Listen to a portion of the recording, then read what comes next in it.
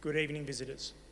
Welcome to the Australian War Memorial's Last Post ceremony, which today commemorates the 73rd anniversary of victory in Europe, the Second World War. Tonight we will hear the story of Flying Officer John Leonard Breed, who lost his life in the skies over England. My name is Chris Weidenbar, and joining us today from the Royal Australian Navy is Lieutenant Commander Lee Pritchard. We welcome the veterans who have served, those that are still serving, and the families that support them. We acknowledge the members of RSL and Services Clubs Association, RSL Victoria and RSL Queensland who are watching the broadcast of this ceremony across Australia. During the ceremony, wreaths will be laid at the base of the pool of reflection by visitors and by students on behalf of St Mark's Anglican Community School, Hillary's, Western Australia. I invite you all to please stand and join in singing the National Anthem.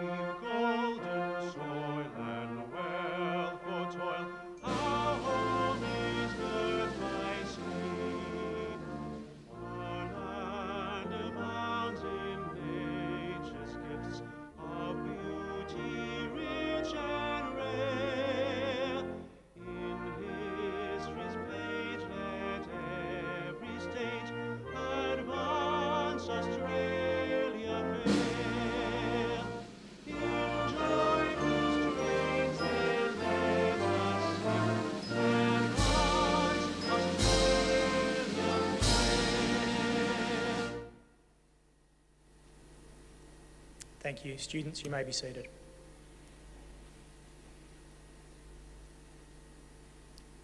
The Australian War Memorial was the vision of Charles Bean, Australia's First World War official historian. Bean landed with the Australian troops on Gallipoli and stayed with them at the front through to the end of the war. The idea of this national memorial and museum came to him at Pozières, France, in the depths of the bloody fighting of 1916. Bean's idea was that this would be a place where families and friends could mourn loved ones buried in faraway places.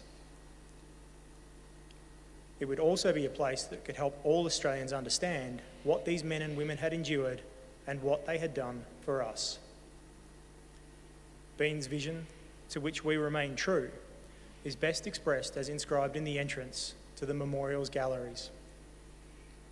Here is their spirit in the heart of the land they loved, and here we guard the record which they themselves made. Tonight we will read the story behind just one of those on the Roll of Honour, which lists the names of more than 102,000 men and women who have given their lives for us in war and operations for more than a century. But first, we present a lament, Flowers of the Forest. Wreaths or floral tributes will now be laid at the base of the pool of reflection.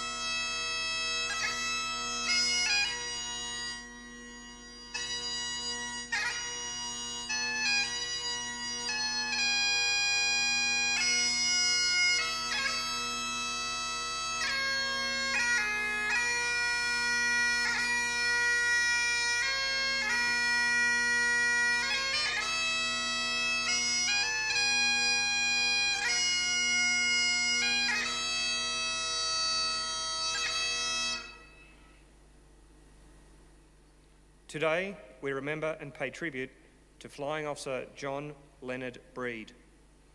Fondly known as Jack, John Breed was born at West Midland Junction, Western Australia, on the 6th of January 1921, the son of Leonard and Leela Breed. He grew up in Midland Junction and attended Midland Junction High School. After leaving school, he attended Stotts Business College in Perth and attained his junior certificate. By the time the Second World War began, Breed was working as a junior pay clerk for the Western Australian Government Railways at Midland Junction. After briefly serving in the Royal Australian Air Force Reserve, Breed enlisted for full-time duty in the RAAF on the 7th of December 1941. He completed his initial training and was posted for pilot training, spending the next year in training schools in Western Australia. Breed embarked for England from Melbourne on the 6th of March 1943. Further training followed, including a conversion course to fly the 4-engine short Stirling bomber. While training, he met Hugh Kilday, a qualified aircraft navigator who hailed from Victoria. The two became crewmates and were soon firm friends. Breed and Kilday were joined by 4 British servicemen from the Royal Air Force Volunteer Reserve, which completed their crew. In late April 1944, Breed and his crewmates were posted to No. 196 Squadron RAF at Keyville in Wiltshire. They found their new home a hive of activity, as 196 Squadron was heavily involved in training with British paratroopers and glider troops for the impending invasion of France. On the 4th of June, the men of 196 Squadron posed for photographs as takeoff for the invasion of Normandy was scheduled for later that night. Breed posed for several portraits, one of which is displayed beside the pool of reflection this evening. While bad weather delayed the invasion, at 11:20 p.m. on the 5th of June 1944, 23 Stirlings of 196 Squadron, including one flown by Breed, took off from Keyville, bound for Normandy. Aboard each aircraft were up to 20 paratroopers and their equipment. As the aircraft crossed the Normandy coastline, German anti-aircraft fire lit up the sky. On reaching their jump point near Ranville, the paratroopers exited the aircraft. Their job done, the aircraft of 196 Squadron turned for home.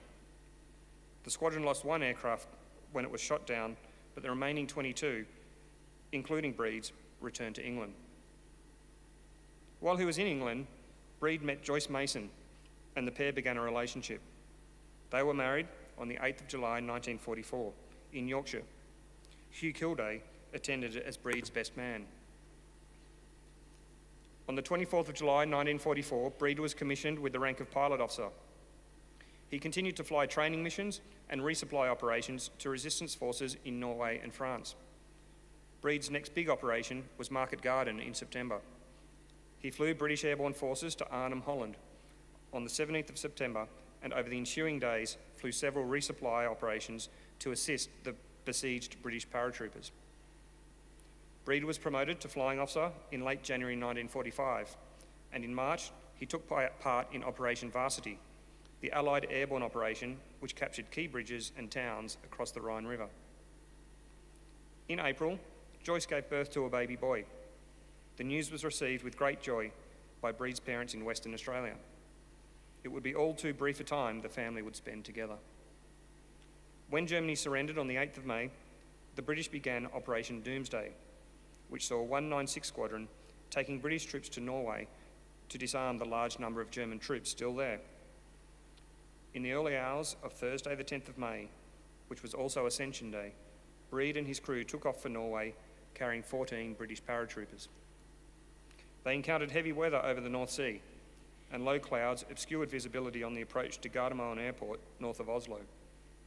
The landing was aborted and most of the Stirlings returned to England, but for an unknown reason, several of the aircraft continued.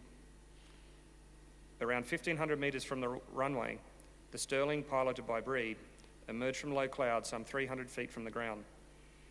The aircraft attempted to climb, but lost power, plunged into the ground, and burst into flames.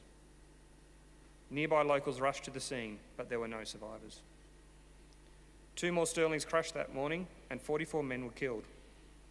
Breed was posthumously awarded a mention in dispatches. Breed, Kilday, and their crewmates were buried with the paratroopers near the scene of the crash. Their bodies were later interred in the Oslo Western Civil Cemetery in November 1945. Jack Breed was 24 years old. His name is listed on the Roll of Honour on my left, among almost 40,000 Australians who died while serving in the Second World War.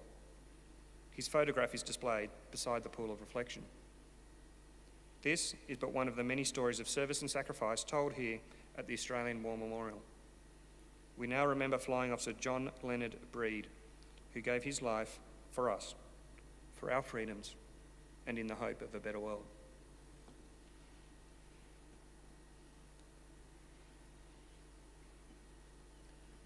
Please stand for the reading of the ode and the sounding of the last post.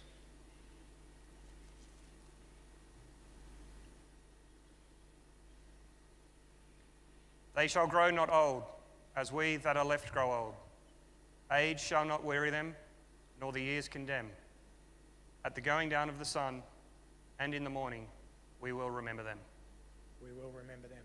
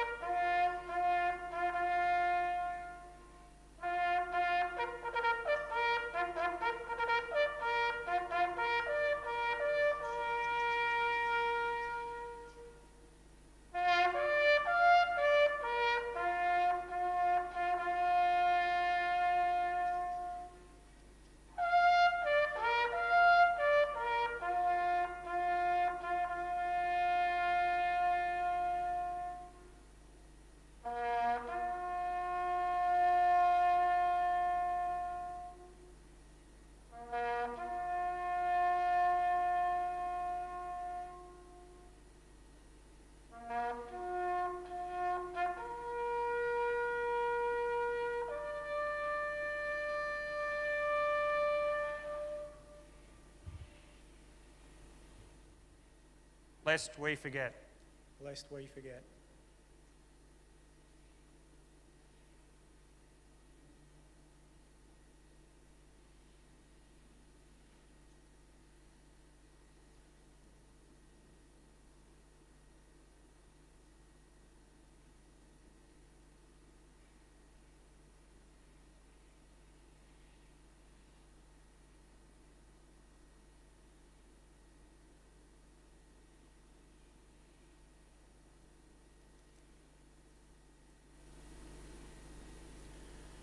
We leave you this evening with the words of the memorial's founder, Charles Bean.